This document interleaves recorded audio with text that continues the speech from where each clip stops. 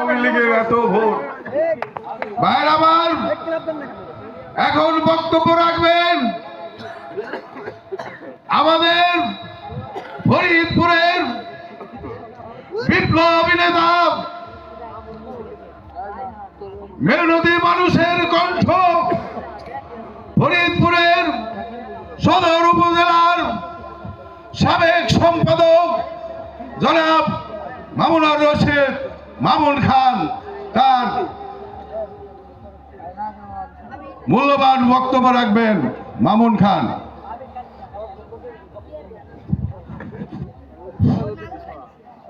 বক্তব্য দেওয়া জানি আপনার যে কইছেন আর বক্তব্য থাকেনি। বিসমিল্লাহির রহমানির রহিম। আজকের বিজয় পরবর্তী আজকের এই অনুষ্ঠানের সম্মানিত সভাপতি, মঞ্চে উপস্থিত আছেন আমার চাচা ফরিদপুর মহানগর কৃষক দলের সম্মানিত সভাপতি, জেলা বিএনপির অন্যতম সদস্য জনাব অ্যাডভোকেট মামুনুর রশিদ।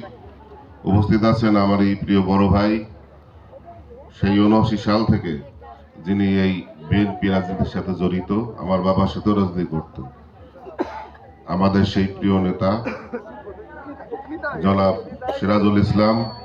উপস্থিত আছেন আমাদের পাশের ওয়ার্ডের সম্মানিত ইউপি সদস্য জনাব ইউনুস মল্লিক।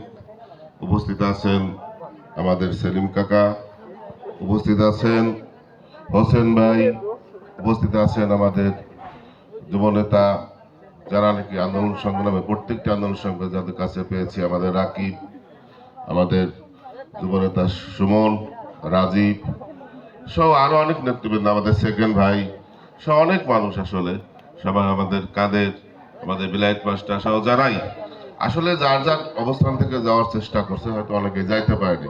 যাই হোক, সবাইকে আমার কৈজে ইউনিয়ন বিএনপির পক্ষ থেকে এবং কোতোয়ালি থানা যুবদলের পক্ষ থেকে সংগ্রামী শুভেচ্ছা অভিনন্দন। আসলে আজকে বক্তব্য দেওয়ার জায়গা না।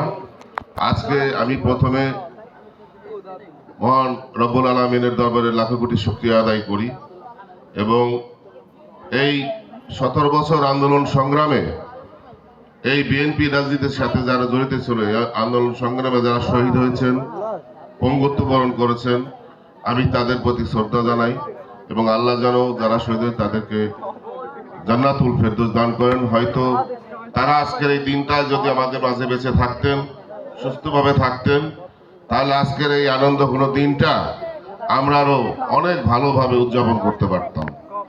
তারপরেও আল্লাহ ইচ্ছা, আল্লাহ যেভাবেই দুনিয়া চালাবে, যতদিন মানুষকে বাঁচিয়ে রাখবে সে থাকবে, আনের কোনো ছেলে না কোনো ছেলে কাউকে নিয়ে যাবে, এটাই স্বাভাবিক। যাক, আমি আজকে বক্তব্য দেবো না, শুধু একটি কথাই বলবো, বক্তব্য যা সিরাজ ভাই দিয়ে দিছে, সেটা হলো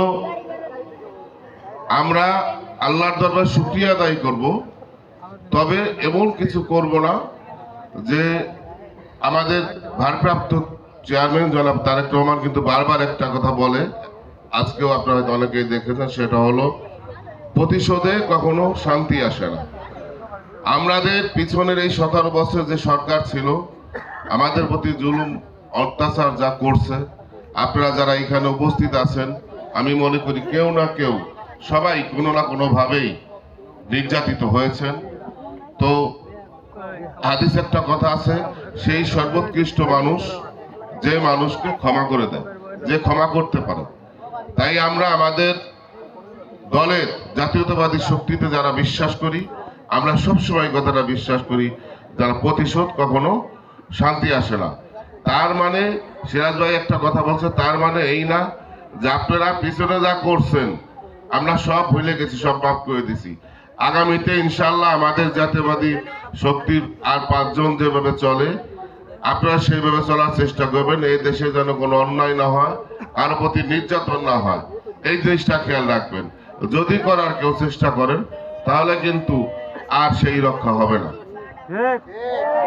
আর এখানে যারা ময়মুরব্বীরা আছেন, সাধারণ মানুষজন যারা আছেন, আসলে কি ওই যে ইনুকা একটা কথা বলছে, সেটা হলে কি দোষ করে একজন, দোষের ভাগী হয় 10 জন। তা আমরা জানি আপনারা যারা সাধারণ মানুষজন, রাজনীতি করার দোষের কিছু নাই। আপনারা যারা সাধারণ মানুষজন, আপনারা আসলে কোনো দলের মধ্যে আমি মনে করি পড়েন না। আমরা যারা হয়তো একটু উপরে রাজনীতি করি, আমরা হয়তো দলের মধ্যে পড়ি। আপনারা হয়তো যে সময় আসেন ভোট দেন, সব ঠিক আছে, কিন্তু আপনারা এই দেশে কারা কি করছে সব কিছুই জানেন। সেই মানুষগুলোকে চিহ্নিত করবেন, তাদের কথা মতো কোনো খারাপ কাজে লিপ্ত থাকবেন না। এবং আগামীতে আমরা যারা দল মত নির্বিশেষে এই গ্রামে, ঘোড়াদা গ্রামের যারাই আছে, দেখেন একটু খেয়াল করে, সবাই সবার আত্মীয় স্বজন, একে একে বন্ধু বান্ধব। অতএব আমরা যে যে দলই করি, যাতে আগামীতে আমরা সবাই মিলেমিশে থাকতে পারি। আমাদের ভারপ্রাপ্ত চেয়ারম্যানের যে নির্বাচনী ইশতেহার আছে, একটা সুন্দর বাংলাদেশ গড়ব, সুন্দর একটা দেশ গড়ব, এবং সমস্ত ভেদাভেদ ভুলে আমরা সুন্দর রাজনীতিতে সবাইকে একত্রিত করব। আমরা সেই কথা স্বীকার করি এবং সেই প্রত্যাশা রেখেই, সবার প্রতি সেই প্রত্যাশা রেখে আমি আমার সংক্ষিপ্ত বক্তব্য শেষ করছি। সবাইকে ধন্যবাদ। আসসালামু আলাইকুম।